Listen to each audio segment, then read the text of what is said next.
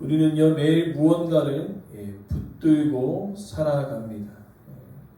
아침에는 알람을 붙들고, 출근길은 시간표를 붙들고, 아이 키우는 부모는 기저귀와 이유식과 어린이집 등원을 준비하며 붙들고, 그리고 어르신들은 약 봉투와 병원 예약을 붙들고 살아갑니다. 그리고 학생은 성적을 붙들고, 직장인은 실적을 붙들고, 자영업자는 손님 수를 붙들며 살아갑니다. 그러나 아이러니하게도 이 붙드는 게 많아지면 많아질수록 우리의 삶은 더 불안해진다는 것입니다. 그래서 하루만 흐트러져도 큰일 난다 싶고, 또 계획이 조금만 어려워져도 우리의 인생이 참으로 흔들릴 수밖에 없는 연약한 인생임을 우리는 알게 된다는 거죠. 건강도 하루아침에 무너지기도 하고, 돈도 한순간에 없어지기도 합니다. 오늘 특별히 새벽 기도회를 이제 나오면서 집 안에서부터 탄냄새가 나는 거죠. 그래서 이거 도대체 무슨 탄냄새인가 하고 나오는데, 자주 가는 곰탕집이 바로 앞에 있습니다. 집 앞에 싹 타버린 거예요. 전소가 돼버렸습니다. 원래 그 집이 이제 맛집이고 돈줄 내는 녀석들, 이영자도 오고 맛있는 녀석들도 오고 갑자기 장사가 잘 되었는데 하루아침에 뼈대만 남은 거잖아요. 그러니까 우리의 인생이 그와 같다는 것입니다. 뭔가 잘 되는 것처럼 느껴지지만 한순간에 날아가는 것이 우리의 인생인데, 우리가 붙드는 것을 붙들고 살아갈 때 우리 인생 흔들릴 수밖에 없는 이유는요, 그 모든 것들은 제한적이고 그 모든 것들은 일시적이라는 것입니다. 그러나 오늘 본문의 메시지는요, 무엇을 붙들고 살아가는 인생이 가장 복된 인생인가? 오늘 다윗은요 1절부터 10절의 내용은 경험한 하나님, 내가 경험한 하나님은 그냥 하나님이 아니라 내 인생 가운데 친히 오셔서 내 삶을 붙들어 주시는 하나님 되심을 총 5가지로 설명하고 있습니다. 오늘 이 본문의 메시지를 통하여 오늘 설교 제목이 단지 문장이 아니라 내 삶을 붙드는 능력이 되어짐을 믿습니다. 첫 번째로는 하나님의 통치는 흔들리는 세상에서 흔들리지 않는 기초가 된다고 이야기하고 있습니다. 오늘 서두에 제가 말씀드린 대로 붙드는 것이 많아지면 많아질수록 더 불안해진다고 이야기합니다. 왜냐하면 우리가 붙드는 것은요 쉽게 흔들리기 때문에 그렇다는 것이죠. 그러나 그 흔들리는 인생 속에서도 흔들리지 않는 이유를 다윗은 오늘 본문 11절에서 13절까지 이야기해 주고 있습니다. 그러니까 무엇이냐면 사람의 나라는요 시간이 지나면 반드시 무너질 수밖에 없습니다. 그러나 하나님의 나라, 그 시간 위에 역사하시는 하나님의 통치가 있기에 그 하나님의 통치는 흔들리지 않는다라고 이야기하고 있는 것이죠. 그래서 그것에 대하여 다윗은 11절에 주의 나라의 영광과 주의 업적과 주의 나라 위에 있는 위엄 있는 영광, 그리고 더 나아가 궁극적으로 13절 말씀은 주의 나라는 영원한 나라, 주의 통치는 대대에 이릅니다. 시 공간을 초월하여 역사하시는, 즉 흔들리지 않는 기초가 바로 하나님 되시기 때문에 그 하나님의 통치가 다윗에게 임하였을 때 흔들리는 자신의 인생 가운데 흔들리지 않는, 즉 요동치 않는 삶의 기초가 되었다고 이야기하고 있는 것입니다. 그러면 그 통치가 실제로 우리의 삶 가운데 어떻게 영향을 줄 수 있습니까? 이어지는 14절 말씀 보니까요, 하나님의 통치는요 넘어진 사람을 붙들어 일으키는 손이라고 말씀하고 있습니다. 우리가 세상을 살아가다가 지쳐 쓰러질 때가 있습니다. 근데 오늘 본문에 우리가 기억해야 될 것은 14절 말씀 모든이란 단어라는 것입니다. 무엇입니까? 넘어지는 사람이 뭐 특별한 사람만 넘어지는 것이 아닙니다. 모든 사람들이 넘어질 수밖에 없는 인생이라는 거죠. 열심히 하려다가 지쳐서 넘어지기도 하고, 참고 참다가 폭발해서 넘어지고, 믿음으로 버티고 버티다가 낙심하며 무너지기도 합니다. 그러한 사람들에게 하나님은요, 나타나서 하는 말이 일어나! 하고 얘기하시는 것이 아니라 오늘 본문의 말씀은 붙드신다라는 겁니다. 일어나라고 명령하기 이전에 내가 잡아줄 테니 일어나 보라고 말씀하시는 거 하나님. 이 마음이 무너져서 아무것도 하고 싶지 않는 그때, 또한 여전히 변화되지 않는 상황 때문에 무너지는 내 삶 속에 하나님은요, 일어나! 하고 명령하시는 것이 아니라 먼저 손을 내밀어 주셔서 한번 일어나 볼래? 하고 말씀하시는 거죠. 우리 어린아이들이, 어린아이들 아마 집사님 다 아이들 키웠잖아요. 이제 기어다니다가 이제 일어나려 할 때 아이들이 넘어집니다. 그러나 또 일어나요. 왜 일어나는지 아십니까? 엄마 아빠가 붙들어 줄 것을 믿기 때문에 넘어져도 일어나고 넘어져도 일어나고 넘어져도 일어나고 반복하는 것입니다. 오늘 우리의 삶 속에서도 넘어져도 괜찮습니다. 하나님께서 붙들어 주시는 손이 있기 때문에. 그래서 오늘 이 메시지를 통하여 내가 다시 한번 잘해보겠다, 그 의미보다는 주님 내 손을 잡아 주십시오 라고 이야기하고 있는 것입니다. 그렇다면 하나님께서 우리를 일으켜 주셨다면 그것으로 끝나는 것인가? 아니라는 거죠. 15절부터 16절의 내용은 하나님의 통치는 우리의 필요에 따라 채우시는 돌봄이라는 것입니다. 우리가 삶이 불안한 이유는요, 내일을 장담할 수 없기 때문에 그렇다는 것입니다. 내가 필요한 것들이 끊기면 어떻게 하나? 내가 내일 하루를 버틸 수 있는 힘이 없으면 어떻게 하나?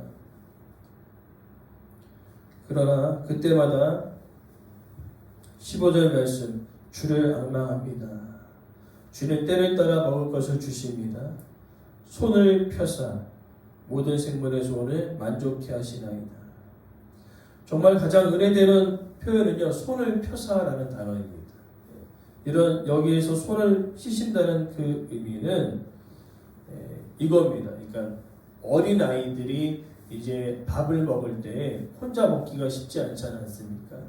그래서 엄마가 숟가락으로 떠서 이렇게 먹여주지 않습니까? 오늘 그 표현이 하나님께서 완전히 지쳐서 뭐 아무것도 할 수 없는 우리들의 삶 속에 떠가지고 먹여주시는 겁니다.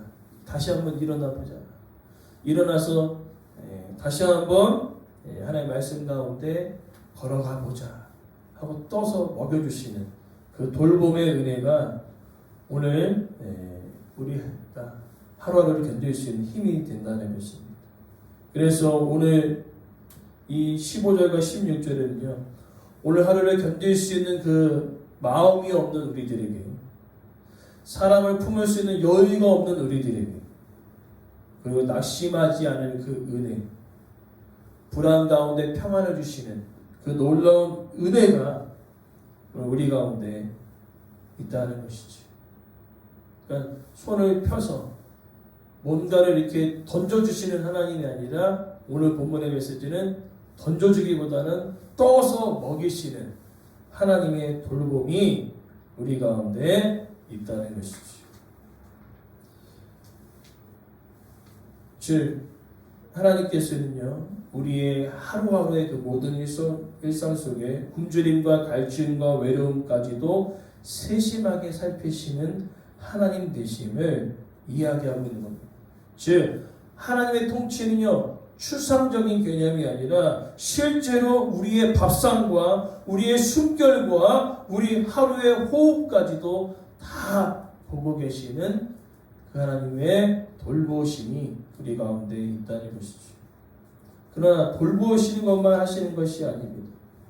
때로는 삶이 우리가 흔들릴 때가 있습니다. 무너질 때가 있는 것이죠. 하나님께서 지키시고 보호하시고 돌보실 때도 있지만 때로는 삶이 와르르 무너질 때도 있는 것입니다. 그럴 때 우리는 네 번째 말씀을 우리가 살펴가는 겁니다. 17절부터 19절은요. 하나님의 통치는 의로우면서 우리 곁에 가까이 계시는 분이심을 이야기합니다. 우리가 삶이 흔들릴 때, 어려울 때 마음속에 두 가지 의심이 들어옵니다. 하나님은 공의로우신가? 하나님 나에게 정말 가까이 계시는가? 네, 계속 어려워지고 악인들이 잘 되어지는 것을 보면요, 하나님은 과연 공의로우실까? 하나님 내 인생에 가까이 계실까? 그것을 두 가지를 고민한다는 겁니다. 그 두 가지 질문에 답을 주는 것이 17절 말씀이죠. 하나님은 모든 행위에 의로우십니다. 반드시 잘못된 것은 드러나게 하시는 공의의 하나님 되시다는 것입니다.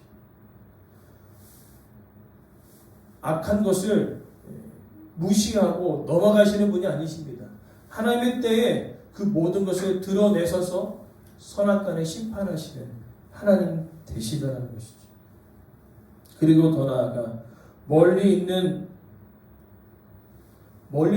있는 것처럼 느껴지는 우리 인생 가운데 18절 말씀, 모든 자에게 가까이 하시는도다. 하나님은요, 단 한 번도 멀리 떠나 계신 적이 없습니다. 그럼 누가 멀리 떠나는 걸까요? 우리가 떠나는 거죠. 성경은 확실하게 우리에게 이야기합니다. 하나님은 절대 우리 삶을 떠나지 아니하시는데 우리가 느끼는 것이죠. 그러면서 그러한 인생 가운데 하나님께서 19절 말씀, 우리를 경외하고 하나님께 나아가는 우리의 소원을 이루시고 부르짖음을 들어주신다고 고백합니다. 오늘 이 부르짖음의 이 기도는요, 기도가 길지 않아도, 말이 다 정리되지 않아도, 말로 표현할 수 없이 눈물만 흘려도 하나님은요, 그 심령의 연약함을 다 알고 계신다라고 말씀하고 계시는 것이죠. 그러면서 마지막으로 20절에 하나님의 통치는요, 사랑하는 자는 지키시고 악을 끊어내는 놀라운 통치라는 것입니다. 20절 말씀, 자기를 사랑하는 사람들에게는요 보호하여 주시고요, 악인들은 다 멸하시겠다는 것이죠. 오늘 다윗이요, 자신의 인생 가운데 흔들리지 않았던 그 이유는요, 바로 이것을 확신했기 때문에 그렇다는 겁니다. 하나님께 나아가는 사람은 반드시 보호하시고, 그 다음에 악한 자들은 반드시 하나님이 선악간에 심판하신다. 그렇기 때문에 하나님의 통치가 다윗에게 있다는 것은요, 절망 대신 소망을 선택할 수 있는 믿음을 우리 가운데 준다는 것이죠. 그러기에 오늘 본문의 메시지를 통하여서 하나님의 통치가 어떠함을 우리가 기억하면서 우리를 보호하시고 인도하시고 먹이시고 돌보시는 놀라운 애가 우리 가운데 있기를 간절히 소망합니다. 그러면서 오늘 본문의 메시지의 결론은요, 21절에 있습니다. 그렇다면, 그렇게 하나님의 통치가 우리 가운데 이렇게 임한다면, 그러면 다윗은 우리가 어떻게 하나님을 향하여 반응해야 하는가? 21절에 우리의 입이 여호와의 영에 하나님의 일하심을 말하며 모든 육체가 그의 이름을 영원히 송축할지로다. 하나님의 나라는요, 하나님의 통치는 멀리 있는 것이 아니라 우리의 삶에 밀접하게 연결되어져 있습니다. 오늘 5가지를 우리가 보지 않았습니까? 흔들리는 세상 가운데 흔들리지 않은 기초가 되어 주실 것이고요. 또 때로는 우리가 넘어질 때 하나님은요, 일어나! 하고 말씀하시기 이전에 손을 먼저 내밀어 주시면서 한번 일어나 보자 말씀하시는 하나님 되셨고요. 그리고 내가 내 필요를 다 알고 있다. 때를 따라 내가 채워주겠다. 손은 딱 손잡으시고 떠먹이시는 하나님의 돌보심의 은혜가 있었고요. 그리고 더 나아가 하루를 살아가면서 때로는 무너짐이 있습니다. 악인들이 잘 되는 것 때문에 속이 아플 때가 있어요. 그때 하나님께서 말씀하시죠. 괜찮다. 반드시 너는 내가 너를 보호하겠고 악한 자들은 내가 선악간에 심판할 것이다. 그것을 확신하는 사람은요, 마지막으로 하나님을 찬양할 수 있다는 것입니다. 오늘 다윗이 찬양하는 이유는요, 상황이 좋아져서가 아니라 하나님의 통치가 확실하기 때문에 찬양하겠다는 것이죠. 넘어진 자를 붙드시고 피를 채우시고 기도할 때 가까이 오시며 사랑하는 자를 보호하시는 하나님의 통치가 확실했기 때문에 단지 지금의 상황은 나아진 것이 전혀 없을지라도 다윗은 하나님을 찬양할 수 있었던 것이죠. 오늘 우리의 입술의 이 찬양이 내 삶 가운데 직접적으로 역사하시는 하나님의 통치가 확실함을 믿고 찬양하고 기도하며 나가는 우리의 삶이 되어지길 간절히 소망합니다.